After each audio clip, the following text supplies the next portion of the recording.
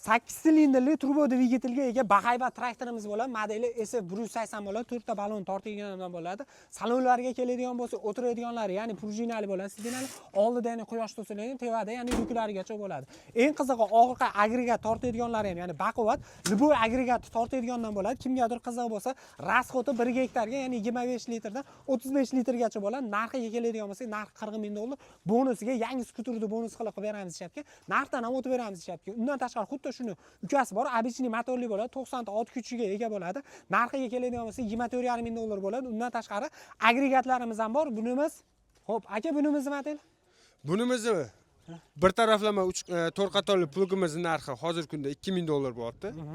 Keyingisi rotorli kasilka 1.65ligi narxi 2100 dollar. 3 plus 1 aylama plugimizni narxi 5500 dollar va 260li frezamiz narxi 2200 dollar. Biz surgan joy do'stlar